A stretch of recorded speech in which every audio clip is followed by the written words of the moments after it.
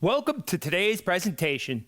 Today, I'm going over Administrative Guide Procedure 305-15, Protective Vests. The procedure begins when a member of the service is issued or purchases a protective vest. That member of service will, first, very general statement, properly care for and maintain the protective vest possessed. That's rather important because later on, it's going to tell you if you damage or lose your protective vest due to neglect, or you gain too much weight or lose too much weight and it does no longer fit you, you're going to have to utilize your annual uniform allowance to buy a new protective vest. So you will properly care for and maintain that protective vest. You also will not modify the vest or the carrier. And you're required to inspect your protective vest. How often do you inspect your protective vest? You will inspect that vest regularly for two things: for signs of wear or lack of serviceability. Because if you, the member of service, is regularly inspecting your protective vest and you perceive it to be unserviceable, you will notify whom? You're going to notify your immediate supervisor. Hey, immediate supervisor, guess what? I perceive my protective vest is unserviceable. Now, that immediate supervisor, what does he do when that member of service tells him, hey, this vest is unserviceable? That immediate supervisor, that supervisor concerned, will now inspect the vest himself. And he may have to confer with somebody if there's concerns about the serviceability. Because if concern about the serviceability exists, he's required to confer with the Police Academy Vest Unit. Once again, the UM-West tells his immediate supervisor. The immediate supervisor will inspect it, and if there are concerns about the serviceability, he will confer with the Police Academy Vest Unit. And if there are concerns with the serviceability, he's got to notify the commanding officer. Once again, we're talking about that supervisor concerned. We're talking about the immediate supervisor who is notified about this protective vest being unserviceable. He's going to say, hey, commanding officer, guess what? This vest is unserviceable. And he's got to send a type letterhead, and he's got to send the vest down to that Police Academy Vest Unit. He will notify the commanding officer and direct the member to present the vest along with a report on type letterhead to the Police Academy Vest Unit for inspection. And that's, of course, done if concerns about serviceability exist. UM-West tells the immediate supervisor notifies the commanding officer, sends the type letterhead, sends the vest down to Police Academy Vest Unit. And also that immediate supervisor, that supervisor concerned, will also confer with that Police Academy Vest Unit. Now we got to talk about when you're required to wear a protective vest. And they give us two situations. That member of service will wear a protective vest outside the department facility when? And the first situation is when you're in the bag, when you're in uniform. When you're performing duty in uniform outside that department facility is the first scenario. You must wear your protective vest. And the second scenario is when you have to wear your protective vest outside that department facility when performing enforcement duty in civilian clothes. There it is. Both situations, you must wear your protective vest. But that is the general rule. Because in a second, we're going to go over exceptions to this general rule. Once again, two scenarios to this general rule. Scenario number one, you're in the bag, you're in uniform, and you're performing duty outside the department facility. You are required to wear your vest. And number two scenario, you are in plain clothes, you're in civilian clothes, and you're performing enforcement duty outside that department facility. Normally, you gotta wear your vest. General rule, 2 scenarios, because now we have to go through the exceptions. I have a pop quiz for you. When a uniformed member of service performing duty in uniform outside the department facility, who may exempt the uniformed member of service from wearing a protective vest? Do you know? I hope you read this procedure before going over this video, of course, because we know it's gonna be the bureau chief or deputy commissioner. I repeat, it's their prospective bureau chief or deputy commissioner only. Only they could say, hey, you're performing duty outside the department facility in uniform, in the bag. That bureau chief or deputy commissioner can exempt them from wearing their protective vest. Now, let's make sure you understand who the bureau chief might be. You're assigned to a precinct. Well, the bureau for a precinct is the chief of patrol. The chief of patrol can exempt you from wearing your protective vest outside the department facility when you're in uniform. Or maybe you're assigned to a PSA in housing. Well, then the chief of housing, that bureau chief of housing, the chief of housing can exempt you from wearing the protective vest outside the department facility when you're in uniform. Or maybe you work for the personnel bureau, okay? The bureau chief for the personnel bureau is the chief of personnel. He could exempt you from wearing a protective vest outside the department facility when you're in uniform. But what do they mean by say, or the deputy commissioner? Because some commands do not work for a bureau, like building maintenance section or facilities management division. They don't work for a bureau. They work for the deputy commissioner of management and budget. And the deputy commissioner of management and budget can exempt them from wearing protective vests when they're outside the department facility in uniform. And the second pop quiz I have for you. Uniformed member of service performing enforcement duty in civilian clothes outside the department facility may be exempted from wearing a protective vest by what supervisor? In the opinion of that supervisor, the wearing of a protective vest would interfere with or be inappropriate for the member's specific duty or assignment. Much lower level supervisor can authorize the removal of that vest when performing duty outside the department facility, doing enforcement duty in civilian clothes. Boom, the member's immediate supervisor. What a big difference.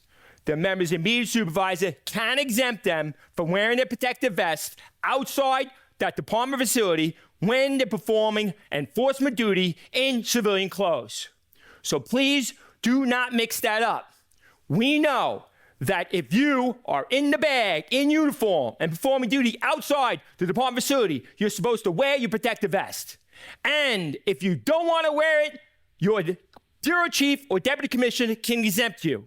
And the second scenario is you are performing enforcement duty in civilian clothes outside that department facility. Normally, you will wear your protective vest, but your immediate supervisor can exempt you from wearing a protective vest if it would interfere with or be inappropriate for the member's specific duty or assignment. Know your general rules and know your exceptions.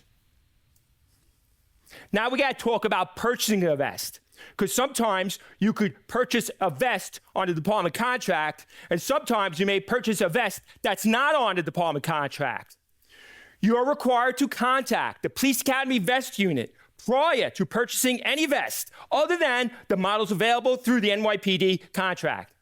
So if you want to purchase a vest of a model that's not available in the NYPD contract, you got to contact the Police Academy Vest Unit. Okay, great. It's on an NYPD contract, don't have to contact them. It's not on the contract, you have to contact them. And regardless if it's on a contract or not, before you wear it, it's got to be 1, inspected, and 2, approved by the vest unit. You were required to present to the designated vest unit personnel after the purchase, of course, for the inspection and approval, here it is, prior to use. I repeat, prior to use, including vests purchased privately through the NYPD contract.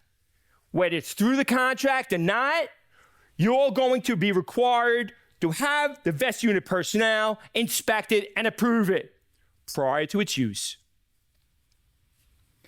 Now they tell us the vests that we do wear, they give us one guideline and one restriction. You are required as the member of the service to wear one of the following protective vests. Any bullet-resistant vest which is certified by the National Institute of Justice, the NIJ, and exceeds threat level type 2. And they give us an example, threat level type 3A. Now look at my little image here. I found this on the internet, and level 2A and level 2, that's no good. We're not allowed to wear those. We have to wear a vest that exceeds threat level 2, which is either a 3A, a 3, or a 4. And the example they give you is threat level 3A. But it could be a 3 or 4. It must exceed a threat level 2. That is the one guideline, but now the restriction. Member service are not authorized to wear any vest that's made of the material Xylon. Xylon is bad. No Xylon. Then we got to talk about the panels. Members of the service must wear their ballistic resistant vest panels with the vest carriers specifically designed to fit these panels. That's right. Got to have the appropriate carrier with the appropriate panels. And I'll give you a little story. When I was a cop, I had my vest carrier got damaged. Okay, and I needed a new one. And back then, it was hard to go out and buy the proper vest carrier. So I had my mom make it, and she made me a vest carrier. And for years, I wore the vest carrier until it was issued a new one. That is no longer acceptable. You have to have the correct vest carrier for its panels. Because generic vest carriers, or vest carriers that are made to fit a range of ballistic panels, are not authorized for use. Not authorized, don't use them. Members of the service must wear their ballistic resistant vest panels with an ancillary equipment issued and specifically designed for use with the intended vest model. And now we have one subheading to go over. I need a loading vest. How do I get it? When a uniform member of service requests or requires a protective vest from the reserve supply stored at each patrol borough command, I need a loaner. I, as the supervisor, will direct the uniform member of service that requires a protective vest from the reserve supply to contact patrol borough command. Oh, you need a loaner vest from the reserve supply. Well, I want you, officer, to contact the patrol borough command and get it from them. But sometimes the patrol borough command won't have a loaner for you. So you will contact the police academy vest unit when a reserve supply is not present at the patrol borough command. Now, what about other commands like housing, transit, and all the other bureaus? Where do they get loaner vests? They also get it from the borough. Members of the service assigned to housing, transit, or any other bureau will contact the patrol borough located in the area of assignment to obtain a loan vest from the reserve supply. And after you've received that loaner vest and used it, and you return it. You return the vest upon completion of the tour or as directed by a competent authority. Now, sometimes you're going to be required to wash it before you give it back, and sometimes you're not. If retained for more than one tour, I repeat, more than one tour, that means 2 or more tours, 2 or more tours, the member will launder the carrier prior to returning the loaner vest to either that police academy vest unit or patrol borough command, depending upon where you got it from. So you just wore it for one tour? Don't worry about it. You don't have to get it washed. You don't have to get it laundered. But you've had it for 2 or more tours, you got to get it washed. You got to get it laundered. And now we just have to finish off with a few additional data statements. First, when a UMOS is struck by a bullet on a protective vest and is apparently uninjured, he or she must be examined by a doctor to ascertain if blunt body trauma, or internal injury has occurred. And I love my little image here. This officer, okay, was shot, okay, and his vest stopped the bullet. Say, when that happens, we know that that member of service, even if he's apparently uninjured, has to go see a doctor to make sure that he's okay. And then that vest that stopped that round, or maybe that was damaged by a sharp object, okay, we have to have it checked out before we use it again. When a protective vest is struck by a bullet or a sharp instrument, it shall be brought to the Police Academy Vest Unit for inspection along with the official report describing the circumstances before being worn by any member of the service. You're going to bring it to them, and they're going to make sure that it's still serviceable. Do they want you to wear protective vest? And I like this term, that's soaking wet. No, because when it's soaking wet, it loses its effectiveness. A protective vest should not be worn when soaking wet, since water may act as a lubricant, permitting a projectile to penetrate. It loses its effectiveness of stopping bullets. And should we try to prevent it from getting soaking wet? Of course you should. UM West will make every effort to prevent vests from getting soaking wet during rainstorms or in situations where the member may enter water. Example, rescue attempts, etc. And then we have to talk about fitting. Because when you're assigned a protective vest, you're going to be fit for it, making sure it's the right size. When a UM West is properly fitted for a protective vest in a standing position, the front and rear panels should just meet and no excessive gaps should exist. So they want no gaps on the side, that you're protected. From a seated position, there should be no excessive gap between the bottom edge of the vest and the duty belt. It's on the bottom when you're seated. And the opening of the armor must not ride up into the wearer's neck. You sit down, it shouldn't bunch up into your neck.